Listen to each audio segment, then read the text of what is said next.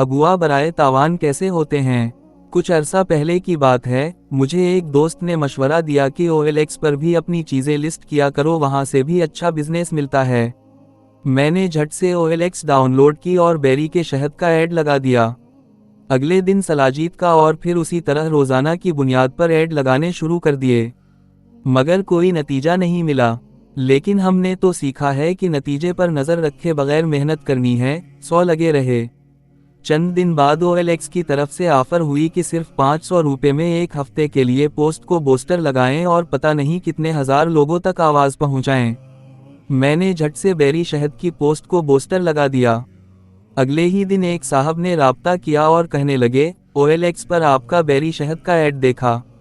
दरअसल हमारी कंपनी पाकिस्तान से मुख्तलिफ अशिया बाहर ममालिक में एक्सपोर्ट करती है और हमारे पास 1 टन के करीब बेरी शहद का इब्तिदाई ऑर्डर है। क्या आप हमें इतना शहद मुहैया कर सकते हैं? क्या कीमत होगी, क्वालिटी कैसी होगी, वगैरह वगैरह। बार बार कहता, सर ख्याल रखें क्वालिटी में शिकायत ना हो और हमें हर महीने इतना ही शहद चाहिए होगा, बस सप्लाई नहीं रुकनी चाहिए। काफ़ी सारी बातें और मामलात डिस्कस करने के बाद कहने लगे कि हमारे पास फौजी जनरल हैं और ये इनकी कंपनी है।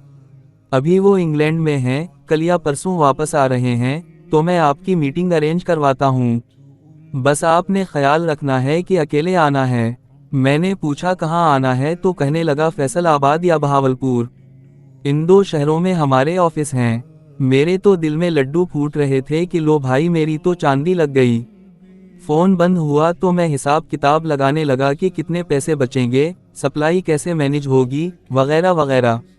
2 घंटे गुजरे तो इन साहब का फिर से फ़ोन आ गया। पूछने लगे कि कंपनी में आपके साथ कोई शरीक तो नहीं, आप अकेले ही हैं, फैसला खुद ही करते हैं, वगैरह वगैरह। फिर कहने लगे, मेरी अपने बास से बात हो गई है, वो परसों आ रहे हैं, आपने परसों 2 बजे फैसलाबाद पहुंचना है। फिर पूछने लगा कैसे आएंगे, अपनी गाड़ी पर या लोकल? मैंने कहा लोकल ही आऊँगा, आप ये बताएं फैसलाबाद में आना कहाँ है?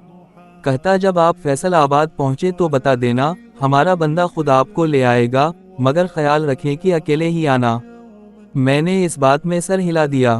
फ़ोन बंद हुआ तो मैंने फ़ौरन डाइवू की ऐप से ऑनलाइन फैसलाबाद की टिकट बुक की और इस बंदे को व्हाट्सअप करके इत्तला कर दी कि टिकट हो गई है। कहता बहुत खूब, बस ख्याल रहे कि आपने अकेले ही आना है। अब तो जैसे ही उसने ऐसा कहा, मुझे खटका कि यार ये क्या बात हुई, बार बार एक ही बात, कहीं दाल में कुछ काला तो नहीं।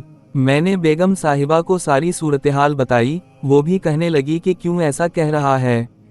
छठी इसने खतरे की घंटी बजा दी। मैं सोचने लगा कि अब क्या करूं। एक तरफ लंबी दिहाड़ी थी और दूसरी तरफ खतरे की घंटी। फैसला करना काफ़ी मुश्किल हो रहा था कि क्या करना चाहिए, इस सूरत-ए-हाल को कैसे मैनेज करूं। ख्याल आया कि उस्ताद जी से मशवरा करता हूं। उनको फ़ोन किया, सारी सूरत-ए-हाल से आगाह किया, तो उस्ताद जी कहने लगे कोई बात नहीं, अब अगर फ़ोन आए तो कहना कि हम 2 से 3 लोग आएंगे अपनी गाड़ी पर और इसका रिएक्शन देखना, फिर फैसला करते हैं कि क्या करना है। मैंने कहा ठीक है, देखते हैं। कुछ ही देर गुजरी थी कि फिर फ़ोन आ गया और इस दफ़ा तो मुझे इस बंदे का लहजा भी अजीब सा लगा। कुछ देर बात करने के बाद कहता फिर टिकट हो गई आपकी, फिर अकेले ही आ रहे हैं ना? मैंने कहा नहीं, प्रोग्राम बदल गया है जी, हम 3 लोग आएंगे और अपनी गाड़ी से आएंगे। ये सुनना था कि जनाब के तो औसान ही खता हो गए, ऐसे जैसे बौखला गया हो। जीशान साहब आपका दिमाग ख़राब है, आपको अक्ल नहीं, फलां फलां। मैंने कहा भाई खैर तो है, आपका तो रवैया ही अजीब हो गया है। मज़ीद कुछ बात बढ़ी तो गुस्से से फ़ोन बंद कर दिया। ऐसे लग रहा था जैसे जनाब का कोई बहुत बड़ा प्लान कैंसिल हो गया हो। लहजे से बौखलाहट वाज़ेह थी। खैर मैंने उस्ताद जी को फ़ोन करके सारी सूरत-ए-हाल बताई तो कहते अब तुमने कोई राब्ता नहीं करना, अगर वो करे तो मेरा नंबर दे देना, मैं देख लूँगा। चंद दिन गुजरे होंगे कि उस्ताद जी का फ़ोन आया। उनके तो औसान खता हुए पड़े थे, सांस फूला हुआ। मैंने कहा क्या हुआ, खैर तो है? कहने लगे जीशान साहब शुक्र करो अल्लाह ने तुम्हें अगवा होने से बचा लिया। मैंने कहा क्या मतलब? तो कहने लगे तुम्हें जो फ़ोन आया था ना, वो अगुआ बराए तावान वालों का था। मैंने कहा क्या मतलब? तो कहने लगे कि मुझे कल उसी तरह से शेखुपुरा के मुजाफाती इलाका से एक मशीन की इंक्वायरी आई, और मैंने सोचे समझे बगैर कि शेखुपुरा में जहां ये बुला रहे हैं वहां तो कोई बड़ी इंडस्ट्री भी नहीं मिलने की हामी भर ली, और आज सुबह गाड़ी पर शेखुपुरा पहुंच गया। वहां पहुंचकर राब्ता किया तो व्हाट्सएप पर लोकेशन भेज दी कि इस जगह पहुंचे, हम मुंतजिर हैं। कहते में लोकेशन फॉलो करते हुए जाने लगा तो महसूस हुआ कि ये जगह तो बिल्कुल वीरान है। गौर किया तो पता चला कि पीछे से एक गाड़ी मुसलसल पीछा करती हुई आ रही है। इतने में पक्की सड़क खत्म होकर कच्चा ट्रैक शुरू हो चुका था और दाएं बाएं मुड़ने का भी कोई रास्ता नहीं था। कहते अचानक दिल में ख्याल आया कि कहीं ऐसा तो नहीं जिससे मैं राब्ते में हूँ, पीछे आती गाड़ी में तो नहीं। गाड़ी की रफ्तार कुछ कम की तो पिछली गाड़ी जरा करीब आई। मैंने नजरें इस पर जमाते हुए इस बंदे को फोन मिलाया। जैसे ही बेल हुई तो पिछली गाड़ी की फ्रंट सीट पर बैठे बंदे ने फौरन फोन उठाया और कहने लगा, भाई हम इंतजार में हैं, आप जल्दी पहुंचें। उस्ताद जी, कहने लगे, मैं डर तो पहले ही रहा था, अब और घबराया और रास्ता देखने लगा कि कैसे भागना है।